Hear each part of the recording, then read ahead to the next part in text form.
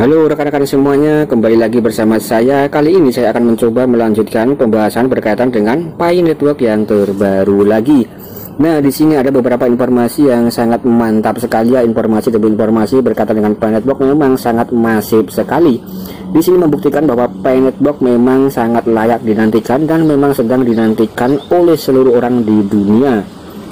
Terutama berkaitan dengan menuju ke fase mainnet yang terakhir atau menuju ke dalam fase open mainnet ya, karena di sini kita masuk dalam fase enclosed mainnet dan setelah enclosed mainnet tentu saja tinggal selangkah lagi masuk ke open mainnet. Nah, kemudian di sini saya akan mencoba untuk merangkum beberapa macam informasi demi informasi. Di sini langsung daripada Pi Network Xinjiang ya, dari komunitas di negara Cina. Kita coba untuk mengulas dan membedahnya ya, ini hanya sebagai bentuk informasi kita atau sebagai bentuk imunitas ya. Nah, di sini kita coba cek and recheck informasi demi informasi yang disampaikan oleh Pi Network Xinjiang. Di antaranya di sini update yang pertama, sistem perbankan dari berbagai negara bergabung dengan hackathon Pi Network yang menunjukkan bahwa Bitcoin akan segera menjadi mata uang bersama ekonomi global. Nah, informasi yang pertama di sini saya rasa sangat mantap sekali, Jos Gandos Top Markotop ya. Ketika nanti memang benar-benar valid untuk informasi di sini, tentu saja di sini Pi Network akan memiliki nilai value yang cukup besar sekali dan cukup mantap ya. Kemudian di sini sekali lagi disclaimer on and Dior ya. Nah, di sini saya juga melakukan semacam Dior karena di sini untuk informasi demi informasi tentang Pi Network memang sangat masif sekali. Kemudian di sini kalau kita lihat dalam informasi di Twitter ya, terutama dalam komunitas di negara Cina, kita perlu untuk mentelaah atau untuk membedahnya ya. Kemudian di sini juga disebutkan tidak ada yang bisa mengabaikan peran pionir Pi Network di era Web3. Nah, kemudian di sini kalau kita lihat juga sangat jelas sekali ya, tidak ada yang bisa mengabaikan peran daripada pionir semuanya. Artinya para pionir memiliki peran yang sangat penting ya.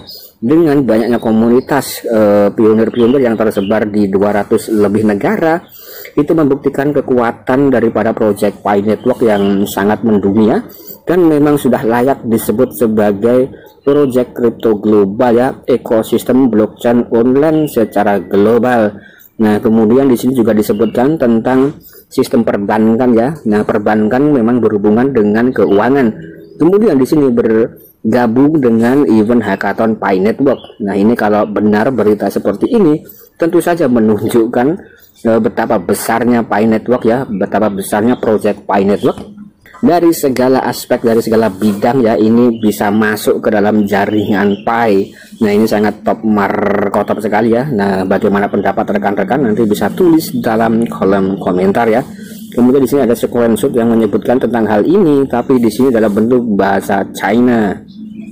Kemudian di sini disebutkan lagi melalui Pi Network Xinjiang di negara Cina atau Tiongkok Shanghai. Setelah Pi membuka mainnet atau open mainnet, yang pertama di sini akan terjadi perubahan harga ya.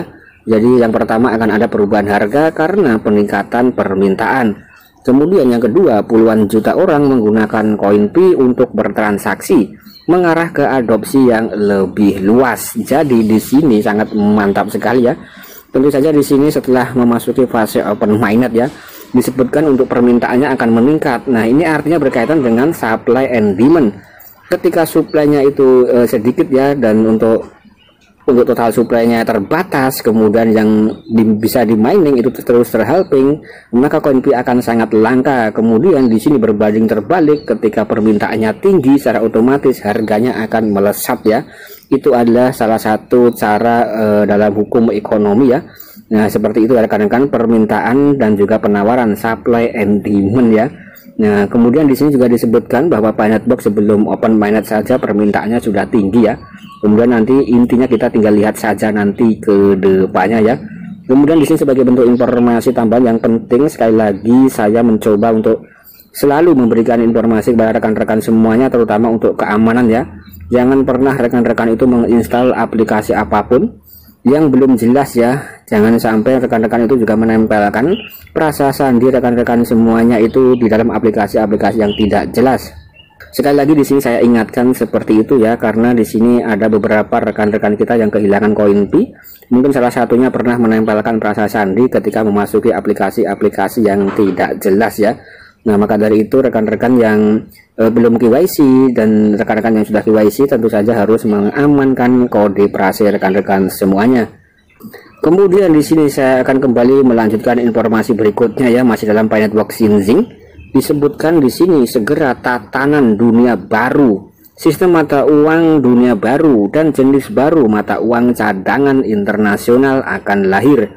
Ini pada dasarnya akan menyelesaikan inflasi yang disebabkan oleh penerbitan mata uang fiat yang berlebihan, menghilangkan sanksi yang diambil oleh mata uang hegemonik, kemudian meruntuhkan berbagai hambatan dan membentuk kembali pola ekonomi perdagangan global dan proses integrasi ekonomi, serta merekonstruksi hubungan produksi dan kekayaan global. Aturan redistribusi dunia ekonomi digital manusia akan berjalan di jaringan Web 3.0 dengan Pi Network. Nah, di sini kalau kita lihat informasi seperti berikut ini sangat ngeri-ngeri sedap ya rekan-rekan. Jadi ada kata-kata segera tatanan dunia baru ya. Mungkin rekan-rekan yang lebih paham tentang hal ini akan sangat merinding ya. Kemudian untuk sistem mata uang dunia baru ini juga disebutkan, yang mana di sini juga bisa merevolusi secara global ya. Kemudian di sini juga menyelesaikan inflasi yang disebabkan oleh penerbitan mata uang fiat. Artinya di sini untuk rekan-rekan yang menggunakan mata uang fiat sampai saat ini di seluruh dunia ya, dari berbagai macam negara. Jadi seperti mata uang rupiah yang dikeluarkan oleh Bank Indonesia, kemudian mata uang yuan, yen, won, dan dolar ya yang dikeluarkan oleh berbagai macam negara itu memang tidak ada semacam underlyingnya ya. Jadi itu hanya bersifat sebagai printing money atau hanya bersifat membuat uang ya kan. Jadi ketika habis ya di printing terus, uangnya terus di printing terus dicetak ya. Ketika tanpa memperhatikan semacam supply and demand dan juga tanpa memperhatikan semacam komoditi ya atau underlying di belakangnya, tentu akan terjadi inflasi ya. Karena di sini untuk pemerintah yang terus mencetak uang dalam jumlah yang banyak ya, tentu akan terjadi inflasi rekan-rekan, mungkin kurang lebih seperti itu. Kemudian beberapa waktu yang lalu sempat heboh dan juga sempat ramai ya tentang inflasi dolar, mata uang dari negara Amerika Serikat. Mungkin itu adalah dampak daripada semacam gelora atau gejolak dari dunia internasional ya rekan-rekan. Jadi untuk mata uang yang fiat atau mata uang fiat itu kalau dicetak dengan menggunakan prinsip printing money ya atau terus mencetak, tentu saja di situ akan terjadi inflasi ya. Kemudian berbeda konsepnya ketika kita menggunakan mata uang yang berbasis dengan Web3 atau berbasis blockchain ya, karena untuk total supply sudah ditentukan di awal dan tidak bisa bertambah ya, bahkan malah bisa dikurangi atau di burning. Kemudian dengan seiringnya banyaknya permintaan atau penawaran, tentu itu yang akan mempengaruhi nilai atau harga dari suatu koin tersebut. Kemudian jika rekan-rekan sempat ya atau mengetahui tentang emas yang terus memiliki nilai atau harga yang stabil, nah di situ karena emas jumlahnya juga sangat terbatas ya, dan juga emas diakui di seluruh dunia sebagai aset dan juga sebagai mata uang dan juga bisa digunakan sebagai underlying ya. Nah mungkin ke depan zamannya akan terus berubah dan zamannya akan terus bergerak ya rekan-rekan. Nah di sini mungkin untuk mata uang fiat ke depan apakah akan mengalami semacam terrevolusi oleh mata uang digital ya, dan mungkin yang merevolusi adalah dalam dunia blockchain dan cryptocurrency. Kemudian setelah cryptocurrency mungkin akan ada ke langkah berikutnya dan langkah berikutnya ya, yang mungkin diperlukan waktu yang tidak sebentar ya rekan-rekan dalam fase-fase tersebut. Kemudian di situ untuk membahas tentang hal tersebut yang sangat besar itu ya, tentu dibutuhkan semacam pengetahuan yang lebih dan dibutuhkan semacam ahli ya untuk membedahnya. Karena di sini saya hanya tukang angon saja atau tukang ngarit ya. Nah di sini hanya sebatas informasi secara garis besarnya saja ya rekan-rekan, dan jika ada kesalahan dan lain-lain mohon untuk dimaafkan, dan jika rekan-rekan memiliki pandangan pendapat lain yang lebih silahkan tulis dalam kolom komentar. Sekian, terima kasih.